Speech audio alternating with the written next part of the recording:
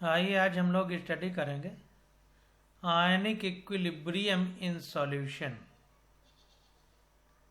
तो विलयन में आयनिक इक्विलिब्रियम यानी आयनिक साम्यावस्था से संबंधित जो क्वेश्चन नीट में पूछे गए हैं उनके बारे में।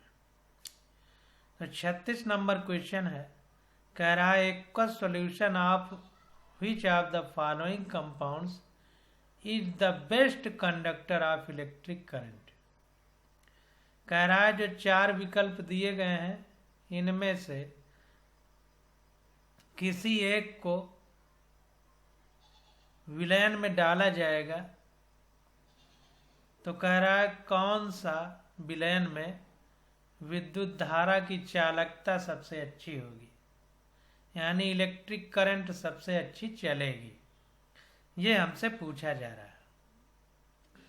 तो देखिए, इसका आंसर देने से पहले हम लोगों को इस बात को ध्यान में रखना चाहिए कि विद्युत धारा यानी इलेक्ट्रिक करंट आवेश के प्रवाह की दर होती है।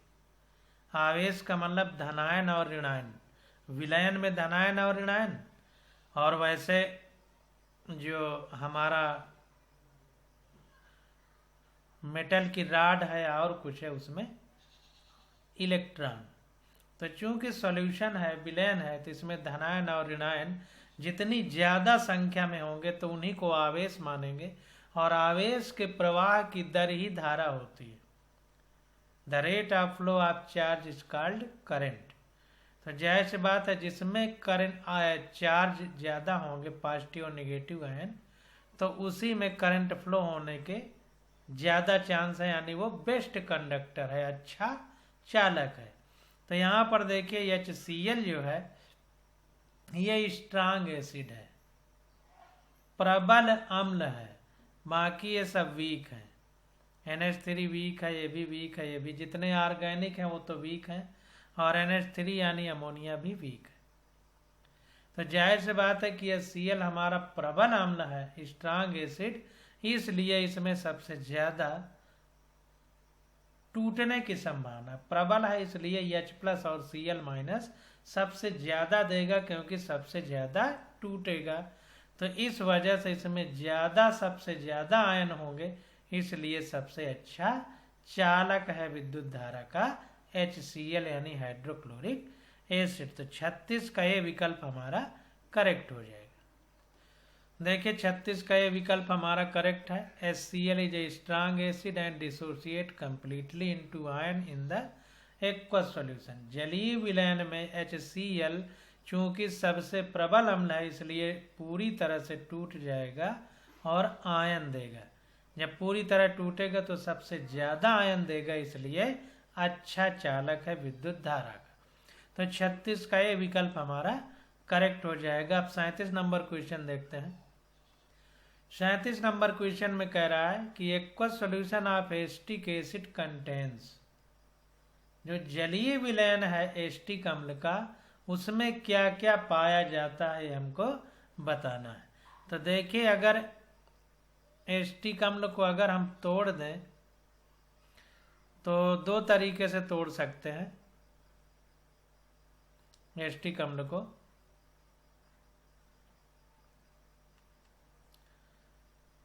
CH3COOH, इसको इस तरह लिख सकते हैं CH3COO- प्लस EH+।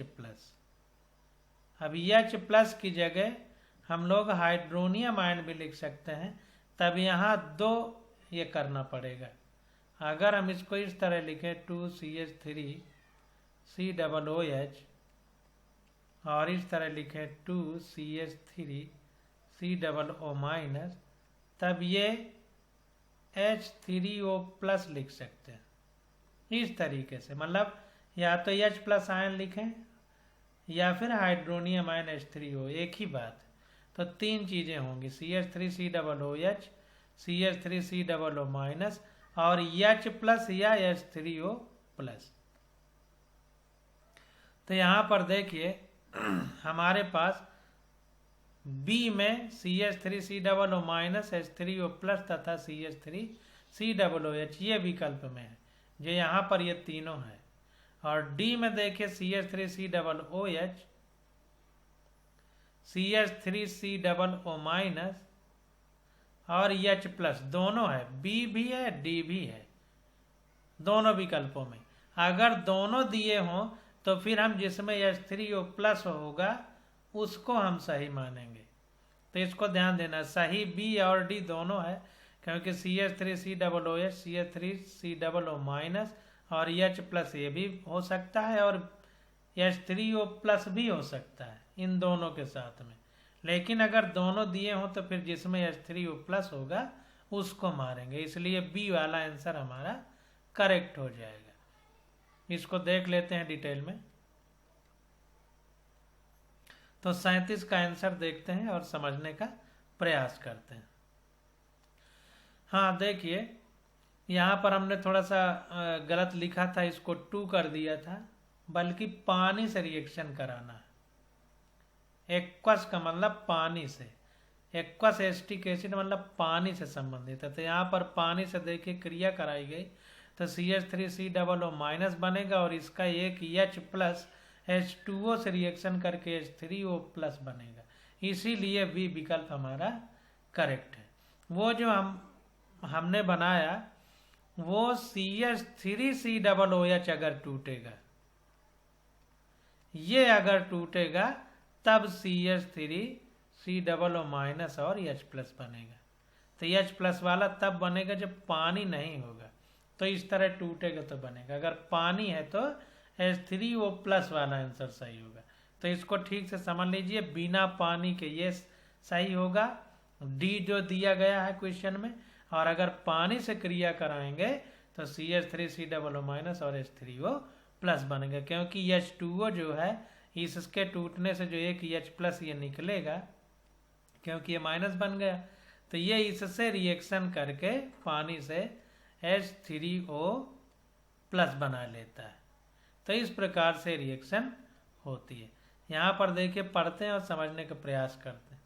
कह रहा है acetic acid is a weak acid, so it also contains some undissociated CH3COOH along with CH3COO minus and H3O plus ion. तो कह रहा है चूंकि एसिटिक अम्ल हमारा दुर्बल अम्ल है, वीक एसिड है, इसलिए पूरी तरह से CH3COO माइनस और H3O प्लस में नहीं टूटेगा, कुछ मात्रा CH3COOH की भी प्राप्त होगी, क्योंकि पूरा टूट नहीं पाएगा तो ये भी रहेगा। इसलिए विलयन में CH3COOH CH3COO माइनस और H3O प्लस पाए जाएंगे। तो 37 का बी विकल्प हमारा करेक्ट हो जाएगा। अब 38 नंबर क्वेश्चन देखते हैं। एसिड बेस और साल्ट से संबंधित है, यानी अम्ल क्षार और लवण से संबंधित जो क्वेश्चन नीट में पूछे गए हैं वो अब हम करने जा रहे हैं। तो पहला क्वेश्चन यानी इससे संबंधित पहला क्वेश्चन और वैसे सीरियल में 38वां क्वेश्चन। तो conjugate base for Brønsted acid H2O and H plus R। तो H2O और H प्लस के लिए ब्रॉन्स्टेड एसिड कौन सा? ये ब्रॉन्स्टेड एसिड है H2O और HF, इनके कॉन्जुगेट यानी संयुग्मी क्षारक कौन है? तो देखिए, जब हम लोग संयुग्मी अम्ल यानी कॉन्जुगेट एसिड लिखते थे तो एक H प्लस जोड़ देते थे, और जब कॉन्जुगेट बेस लिखते थे तो एक H प्लस घटा देते थे। तो H2O में अगर हम एक H प्लस घटाएंगे तो हमको मिल जाएगा OH माइनस। तो ये कॉन्जुगेट बेस हो गया H2O का। इसी प्रकार HF में एक H प्लस घटाएंगे तो मिल जाएगा F माइनस। ये कॉन्जुगेट बेस होगा HF का, और अगर कॉन्जुगेट एसिड पूछता तो इसी में एक H प्लस जोड़ देते, इसमें एक H प्लस जोड़ते H प्लस तो H3O प्लस हो जाता, H3O प्लस, ये कॉन्जुगेट बेस होता H2O का। इसी प्रकार इसमें एक जोड़ते वैसे बनेगा नहीं तो H2F बन जाता, वैसे जोड़ेंगे नहीं, ये बन नहीं पाएगा इसका। मतलब कुल मिला के एक H प्लस जोड़ने से जो प्राप्त होगा वो कॉन्जुगेट बेस होगा, एसिड होगा, और घटाने से जो प्राप्त होगा वो कॉन्जुगेट बेस होगा। तो डी वाला विकल्प हमारा करेक्ट हो जाएगा, OH माइनस और F माइनस। क्यों? क्योंकि एक H प्लस घटाने से H2O से एक H प्लस घटाएंगे तो H माइनस बनेगा, HF से एक H प्लस घटाएंगे तो F माइनस बनेगा। तो ये दोनों इन दोनों के कॉन्जुगेट बेस है। एनसीईआरटी में बड़े अच्छे से हम लोगों ने पढ़ा है। तो 38 का डी विकल्प हमारा करेक्ट हो जाएगा। अब इसका आंसर देख लेते हैं। 38 का डी विकल्प करेक्ट है, ब्रांस्टेड एसिड कॉन्जुगेट बेस। तो देखिए इसमें क्या होगा, हम इसको ऐसे लिख सकते हैं, H2O का कॉन्जुगेट बेस OH माइनस है तो माइनस H प्लस किए हैं, HF में माइनस H प्लस किए हैं तो ये प्राप्त हुआ। और अगर एक H प्लस जोड़ देते तो कॉन्जुगेट एसिड बन जाता। तो इसको ध्यान देना है। तो 38 का डी विकल्प सही है। अब 39 नंबर देखते हैं क्वेश्चन कि 39 को कैसे करेंगे। 39 में देखे पूछ रहा है, which of the following can not act both as Bronsted acid and as Bronsted base. तो कह रहा है इनमें से कौन सा ब्रांस्टेड अम्ल और ब्रांस्टेड क्षार दोनों की तरह काम नहीं करेगा, दोनों की तरह काम नहीं करेगा। तो इसको देखते हैं। तो देखिए H3O माइनस में एक H प्लस जोड़ सकते हैं तो H2CO3 माइनस बन जाएगा, और एक H प्लस हटाएंगे तो CO3 माइनस 2 बन जाएगा। NH3 में एक H प्लस हटाएंगे तो NH2 माइनस बन जाएगा, एक H प्लस जोड़ देंगे तो NH4 प्लस बन जाएगा। HSO4 माइनस में एक H हटा देंगे तो SO4 माइनस 2 बन जाएगा। अगर एक H प्लस जोड़ देंगे तो H2SO4 बन जाएगा। तो इन तीनों में एक H जोड़ भी सकते हैं और एक H घटा भी सकते हैं, यानी ये तीनों A, B और D ब्रांस्टेड एसिड और बेस दोनों की तरह काम करेंगे। लेकिन तीसरे में देखते हैं तो HCl में एक H अगर घटा देंगे H प्लस तो Cl माइनस बनेगा, लेकिन एक H प्लस जोड़ नहीं सकते। जैसे HF में नहीं जुड़ रहा था वैसे यहाँ भी नहीं जुड़ेगा, क्योंकि H2Cl हमने कभी नहीं पढ़ा, क्योंकि Cl में एक निगेटिव बैलेंसी है तो एक H प्लस ही जुड़ सकता है। तो H प्लस घटाया जा सकता है, जोड़ा नहीं जा सकता, इसलिए HCl केवल ब्रांस्टेड बेस की तरह काम कर सकती है, ब्रांस्टेड एसिड की तरह काम नहीं कर सकती। तो 39 का सी विकल्प हमारा करेक्ट हो जाएगा कि HCl हमारा केवल ब्रांस्टेड बेस की तरह काम करेगा, एसिड की तरह काम नहीं करेगा। तो देखिए 39 का सी करेक्ट है, HCl can not accept H plus.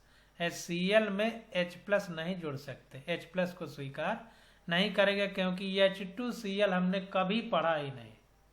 Therefore can not act as Bronsted base, इसलिए यह ब्रांस्टेड बेस की तरह काम नहीं कर सकता। कहने का मतलब इसमें H प्लस अगर एक जुड़ जाए तो ये जो है ब्रांस्टेड बेस की तरह काम करेगा, लेकिन ऐसा होगा नहीं। तो 39 का सी हमारा करेक्ट हो जाएगा। अब 40 नंबर क्वेश्चन देखते हैं। कह रहा है which of the following fluoro compound is most likely to behave as a Lewis base. तो लुईस बेस, अभी तक ब्रांस्टेड की बात चल रही थी, अब लुईस की बात हो रही है।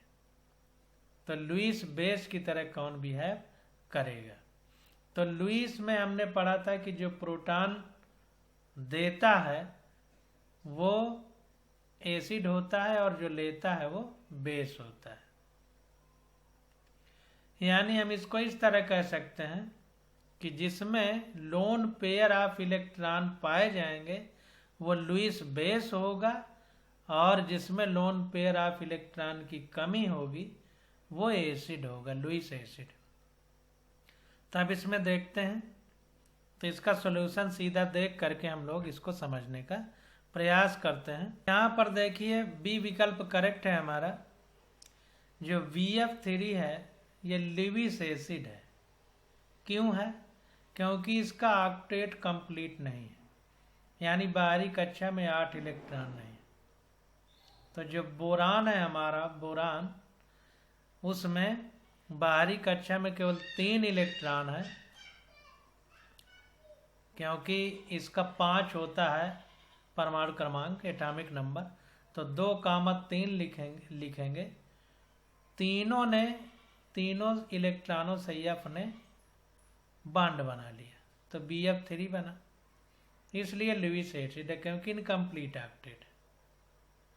इसी प्रकार से CF4 में भी, CF4 में क्या है, कंप्लीट ऑक्टेट है।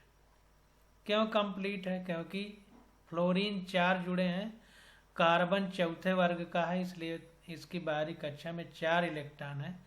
वैसे भी C का 6 होता है एटॉमिक नंबर यानी परमाणु क्रमांक, तो 2,4 लिखेंगे तो बाहरी कक्षा में 4 है, चारों ने बॉन्ड बना लिए, तो 4 इलेक्ट्रॉन कार्बन के और 4 फ्लोरीन के, तो ऑक्टेट मतलब 8 इलेक्ट्रॉन, ऑक्टेट का मतलब 8, तो ऑक्टेट इसका कंप्लीट है। और SiF4 में जो है, इसमें क्या है, d ऑर्बिटल इसका खाली है इन SI एटम, SI एटम में d ऑर्बिटल इसका खाली है। और लुईस एसिड है, लुईस एसिड इसलिए है, इसी प्रकार से जैसे इसमें इनकम्प्लीट ऑक्टेट है, वैसे इसमें d ऑर्बिटल खाली है SI एटम का, इस वजह से ये लुईस एसिड है। तो B में देखिए PF3 है, तो हमारा PF3 है, तो P में 5 होते हैं इलेक्ट्रॉन, क्योंकि 5वें वर्ग में है, और 5 में से केवल 3 फ्लोरीन जुड़ी है। इसका मतलब है कि केवल 3 इलेक्ट्रॉन संयोग कर रहे हैं फ्लोरीन से, तो 2 इलेक्ट्रॉन बचे रह जाएंगे। तो ये चूंकि 2 इलेक्ट्रॉन बचे हैं यानी लोन पेयर प्रेजेंट है, इसलिए ये लुईस बेस है, इसलिए ये लुईस बेस है। इसमें देखिए इनकम्प्लीट ऑक्टेट है, इलेक्ट्रॉन एक्स्ट्रा नहीं है। इसमें कंप्लीट ऑक्टेट है, जितने इलेक्ट्रॉन थे सबने बॉन्ड बना लिया, इसमें भी इलेक्ट्रॉन एक्स्ट्रा नहीं है। SiF4 लुईस एसिड है, इम्पटी d ऑर्बिटल है, इसमें भी SI चौथे में है, चारों इलेक्ट्रॉनों ने फ्लोरीन से बॉन्ड बना लिया। काशी जी संग पार्वती हमने बताया था, तो CSI जो है चौथे में है, तो 4 इलेक्ट्रॉन बाहरी कक्षा में, चारों ने F से बॉन्ड बना लिया। तो इसमें लोन पेयर नहीं है, इसमें भी लोन पेयर नहीं है, इसमें भी लोन पेयर नहीं है, केवल इसमें लोन पेयर है, इसलिए ये लुईस बेस है, बाकी सब एसिड है। 40 का B विकल्प हमारा करेक्ट हो जाएगा। अब 41 नंबर क्वेश्चन देखते हैं कि 41 नंबर क्वेश्चन का क्या आंसर होगा। देखिए 41 नंबर क्वेश्चन में पूछ रहा है कि which of these is least likely to act as a Lewis base. Lewis क्षार की तरह वर्ग करने के लिए सबसे कम कौन पसंद करेगा? लीस्ट लाइकली, लीस्ट मतलब बहुत, सबसे कम, मोस्ट मतलब ज्यादा। तो देखिए BF3 में अभी हमने ऊपर वाले क्वेश्चन में ही पढ़ा है कि 3 इलेक्ट्रॉन है बाहरी कक्षा में बोरान के, तीनों ने बॉन्ड बना लिया, एक्स्ट्रा इलेक्ट्रॉन पेयर नहीं बचा, एक्स्ट्रा इलेक्ट्रॉन का जोड़ा नहीं बचा। C और O में देखते हैं, फ्लोरीन में देखिए 1 इलेक्ट्रॉन है बाहरी कक्षा में, और तो ये 1 इलेक्ट्रॉन है, तो ये फ्लोरीन बेस की तरह काम कर सकता है, इसमें इलेक्ट्रॉन हो। इसमें देखिए फास्फोरस में 5 होते हैं बाहरी कक्षा में, और या यूं कहें कि फास्फोरस PCl3 PCl5 इस तरह के कंपाउंड बना सकता है। तो 3 है, इसका मतलब 2 अभी और बना सकता है, यानी 2 इलेक्ट्रॉन इसके पास है, तो इसमें भी एक्स्ट्रा है। इसमें देखिए O ऑक्सीजन के पास एक्स्ट्रा है, क्योंकि कार्बन के पास 4 है, ऑक्सीजन के पास बाहरी कक्षा में 6 है, क्योंकि ऑक्सीजन 6वें वर्ग का है, कार्बन चौथे का। तो जिस वर्ग में होता है उसकी बाहरी कक्षा में उतने इलेक्ट्रॉन होते हैं। तो कार्बन में 4 होंगे, ऑक्सीजन में 6, तो 2 तब भी एक्स्ट्रा बचेंगे। तो यहाँ भी इलेक्ट्रॉन का जोड़ा बढ़त में है, यहाँ भी इलेक्ट्रॉन बढ़त में है, यहाँ भी है, यहाँ बढ़त में नहीं है। तो ये लुईस बेस की तरह काम करेगा, तो लुईस एसिड की तरह, क्योंकि इसमें इलेक्ट्रॉन का जोड़ा नहीं है। तो लुईस एसिड की तरह काम करेगा, मतलब लुईस बेस की तरह बहुत कम संभावना है काम करने की, लीस्ट लाइकली। इसलिए 41 का ए वाला करेक्ट हो जाएगा। 41 का ए करेक्ट है। BF3 is Lewis acid electron pair acceptor. तो ये इलेक्ट्रॉन के जोड़ों को एक्सेप्ट करेगा, इसलिए इसको लुईस एसिड बोलेंगे। जो एक्सेप्ट करेगा एक इलेक्ट्रॉन के जोड़े को वो एसिड कहलाएगा, और जो देने में सक्षम है वो बेस कहलाएगा। तो 41 का ये विकल्प हमारा करेक्ट है। अब 42 नंबर क्वेश्चन देखते हैं। कह रहा है which is the strongest acid in the following. सबसे प्रबल अम्ल कौन सा है इन सब में से? इन सब में से सबसे प्रबल अम्ल कौन सा है? तो 42 का देखिए ये विकल्प करेक्ट है, HClO4 ये सबसे स्ट्रांगेस्ट एसिड है। और क्यों है इसके बारे में जानने का प्रयास करते हैं। तो यहाँ पर देखिए अगर Cl की हम ऑक्सीडेशन नंबर निकालें तो जिसकी निकालना है उसकी हम X मान लेते हैं। तो X मान लिया, H की +1 होती है, प्लस X माइनस ऑक्सीजन की 2 होती है -2, और 4 में 2 का गुणा होगा तो 4 दूनी 8 हो जाएगी। तो X बराबर 0 रखेंगे क्योंकि कोई भी प्लस माइनस नहीं है। तो X बराबर आ जाएगा +7। अब ध्यान दीजिए, आप ये कह सकते हैं कि Cl को माइनस मानते, O को प्लस मानते, लेकिन हमने O को माइनस माना है, Cl का प्लस आ गया है, ऐसा क्यों? तो हमने आपको एक क्रम बताया था, FONCl सबसे ज़्यादा इलेक्ट्रोनिगेटिव फ्लोरीन, फिर ऑक्सीजन, फिर नाइट्रोजन, फिर क्लोरीन। तो क्लोरीन की विद्युत ऋणात्मकता यानी इलेक्ट्रोनिगेटिविटी ऑक्सीजन से कम है, इसलिए ऑक्सीजन को निगेटिव रखेंगे, क्लोरीन को पॉजिटिव, इसलिए क्लोरीन का पॉजिटिव आया है। ये समझने का प्रयास करिए। तो चूंकि सबसे ज़्यादा ऑक्सीडेशन नंबर क्लोरीन की यहाँ पर है, तो कह रहा है कि with highest oxidation number and its conjugate base is resonance stabilise. और इसका जो कॉन्जुगेट बेस होगा, संयुग्मी क्षार होगा, वो अनुनादी रूप से स्थायी है, यानी रेजोनेंस स्टेबलाइज है। अनुनाद संरचना रेजोनेंस स्ट्रक्चर हम लोग बनाते थे जब चैप्टर केमिकल बॉन्डिंग पढ़ा था। तो इसके बारे में हम कार्बनिक रसायन चैप्टर में और अच्छे से पढ़ेंगे। अभी बस इसको इतने समझिए। Hence it is most acidic, क्योंकि इसका ऑक्सीडेशन नंबर सबसे ज़्यादा है और सबसे ज़्यादा रेजोनेंस स्टेबलाइज है, यानी अनुनादी स्थायित्व इसका सबसे ज़्यादा है, इसलिए सबसे ज़्यादा अच्छा अम्ल है, यानी मोस्ट एसिडिक है। Cl is more electronegative than S। Cl sulphur की तुलना में ज़्यादा इलेक्ट्रोनिगेटिव है, क्योंकि आवर्त सारणी यानी पीरियाडिक टेबल में सबसे ज़्यादा फ्लोरीन इलेक्ट्रोनिगेटिव, फिर ऑक्सीजन, फिर नाइट्रोजन, फिर क्लोरीन, तो इसके बाद ही सल्फर होगा, इसलिए Cl की इलेक्ट्रोनिगेटिविटी सल्फर से ज़्यादा है। तो 42 का ये विकल्प हमारा करेक्ट हो जाएगा। अब 43 नंबर क्वेश्चन देखते हैं और समझने का प्रयास करते हैं। कह रहा है which one of the following molecular hybrids act as a Lewis acid. तो 4 विकल्प दिए गए हैं। वेरी वेरी मोस्ट इम्पॉर्टेंट ये क्वेश्चन है, इसको 100% ये किसी भी न किसी परीक्षा में आ सकता है, लेकिन अब जो है इसका स्ट्रक्चर नई वाली NCERT में नहीं दिया गया जैसा हमने अभी पढ़ा है, तो इस वजह से कम संभावना है इसकी। तो कह रहा है which one of the following molecular hybrid act as a Lewis acid. तो लुईस अम्ल की तरह इन 4 विकल्पों में से कौन काम करेगा। तो हमने आपको बताया है कि जिसमें लोन पेयर ऑफ इलेक्ट्रॉन नहीं होंगे, इलेक्ट्रॉनों का जोड़ा एक्स्ट्रा नहीं होगा, तो वही हमारा लुईस बेस की तरह काम करेगा। तो देखिए N में 5 होते हैं बाहरी कक्षा में इलेक्ट्रॉन, यहाँ पर 3 H के साथ जुड़ गए तो 2 बच गए। H2O में ऑक्सीजन के पास बाहरी कक्षा में 6 होते हैं, 2 ने बॉन्ड बना लिया तो 4 बच गए। यहाँ पर CH4 में C के 4 होते हैं, चारों ने बॉन्ड बना लिया तो कोई नहीं बचा। और इसमें देखते हैं जो B2H6 है, अब इसमें देखिए C की बाहरी कक्षा में 4 इलेक्ट्रॉन होते हैं, चारों ने बॉन्ड बना लिया, लेकिन इसका मतलब ये इलेक्ट्रॉन अब एक्सेप्ट नहीं करेगा क्योंकि जितना जरूरत थी सबने बॉन्ड बना लिया, कुछ बचा नहीं। ना दे सकता है क्योंकि इलेक्ट्रॉन ज़्यादा भी नहीं, तो इसको छोड़ देंगे।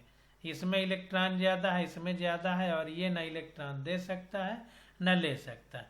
अब बचा ये B2H6, तो इसके बारे में हम लोग अच्छे से इसका स्ट्रक्चर जब देखेंगे तो अच्छा ही बात समझ में आएगी। तो 43 का स्ट्रक्चर देखते हैं और समझने का प्रयास करते हैं। तो यहाँ पर देखिए स्ट्रक्चर नहीं दिया है, कह रहा है compound that are electron deficient act as Lewis acid. जिनमें इलेक्ट्रॉन की कमी होती है वो लुईस एसिड की तरह काम करते हैं। Out of the given hydrides B2H6 satisfied this condition and is therefore a Lewis acid। जो B2H6 है यह इस प्रक्रिया का पालन कर रहा है, इसलिए ये लुईस बेस की तरह और लुईस एसिड की तरह काम करेगा क्योंकि इसमें इलेक्ट्रॉन की कमी है। अब इसको देखिए मोटी मोटी भाषा में इस तरह समझ लीजिए कि BF3 हमारा लुईस एसिड है, तो 2 इसके जुड़ गए हैं तो B2F6 बन गया है, तो ये भी लुईस एसिड होगा मोटी मोटी भाषा में। बाकी आगे जब हम इनऑर्गेनिक केमिस्ट्री पढ़ेंगे, अकार्बनिक रसायन, तो वहाँ इसके चित्र आएंगे, बहुत अच्छे से हम बताएंगे। यहाँ पर BF3 चूंकि लुईस एसिड है, B2F3 इसी का 2 आइटम है, तो इसलिए ये भी लुईस एसिड की तरह काम करेगा। अब 44 नंबर क्वेश्चन देखते हैं।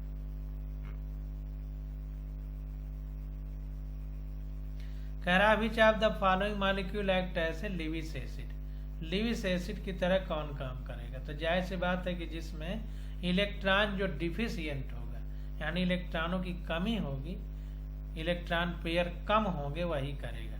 तो यहाँ पर देखते हैं, तो यहाँ पर देखिए फिर वही बात आ गई, ऑक्सीजन के पास 6 इलेक्ट्रॉन है बाहरी कक्षा में और 2 ने इसके साथ बॉन्ड बना लिया तो 2 पेयर बच जाएंगे, यानी 4 बच गए। PF3 में 5 हैं, 3 ने बॉन्ड बना लिया तो 2 बच गए। NH3 में 5 हैं, 3 ने बॉन्ड बना लिया तो 2 बच गए। BF3 में कम है, इसलिए 3 थे, तीनों ने बना लिया तो ये इलेक्ट्रॉन की कमी है, इसलिए यह लुईस एसिड की तरह काम करेगा। तो 44 का डी वाला विकल्प हमारा करेक्ट हो जाएगा। इसको देखते हैं। यह देखिए 44 का डी विकल्प हमारा करेक्ट है। करा लुईस एसिड और इलेक्ट्रॉन डिफिशिएंट यानी कमी है। सिंस CH3 का whole thrice B is electron deficient due to incomplete octet of B, it act as a Lewis acid. चूंकि इनकम्प्लीट ऑक्टेट है, 8 इलेक्ट्रॉन बाहरी कक्षा में नहीं है, केवल 3 ही होते हैं। 5 हैं तो 2,3 लिखेंगे, तो 3 बाहरी कक्षा में, ऑक्टेट कंप्लीट नहीं है, इसलिए लुईस एसिड है। अब 45 नंबर क्वेश्चन देखते हैं।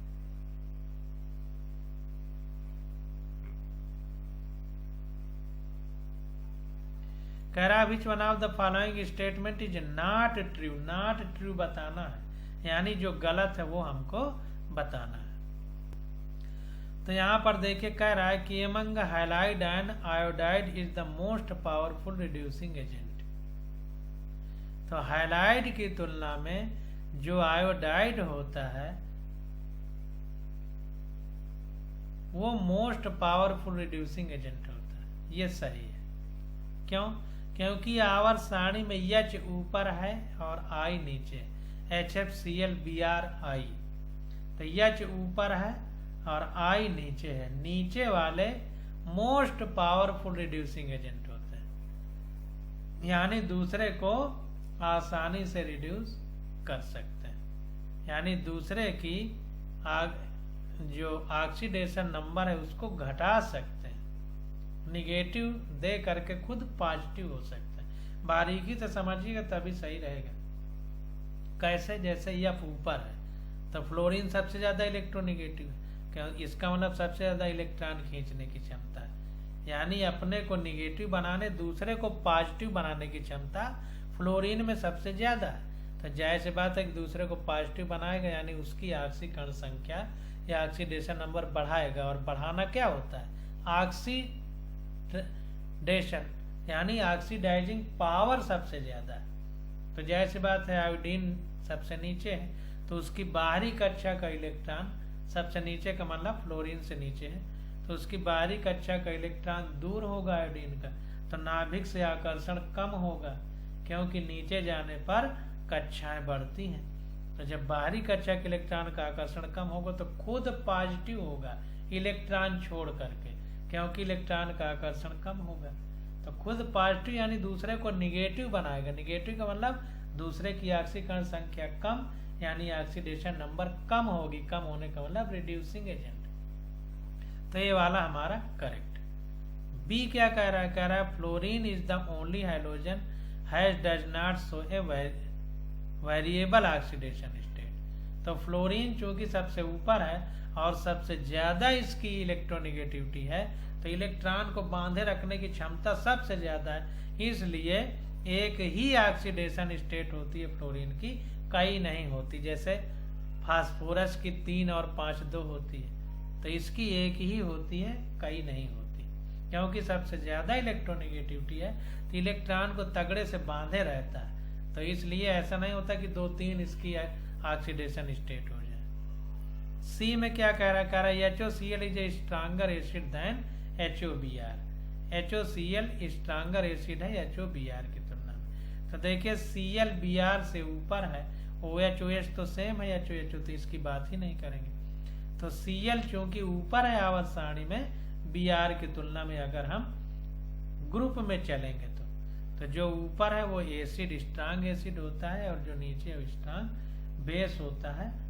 5 के बाद वाले में, 5वें आवर्त वर्ग के बाद की बात होगी, तो इसलिए HOCl स्ट्रांगर एसिड है HOBr की तुलना में। तो ये भी हमारा सही है। अब डी वाले में देखिए, कह रहा है HF is a stronger acid than HCl। देखिए अब यहाँ गलत हो जाए, यहाँ पर OH जोड़ा था तब सही था, अब यहाँ H जोड़ दिया तो ये गलत हो जाएगा। तो HF is a stronger acid than HCl एक गलत है। HF ऊपर है, Cl नीचे है, F ऊपर है और H जोड़ा है तो नीचे वाला स्ट्रांग एसिड होगा। क्यों? क्योंकि Cl की में ज्यादा कक्षाएं होंगी तो ये इलेक्ट्रॉन दूर होगा, तो निकलने की आसानी ज्यादा होगी HCl में, क्योंकि नाभिक से आकर्षण कम होगा दूर की वजह से।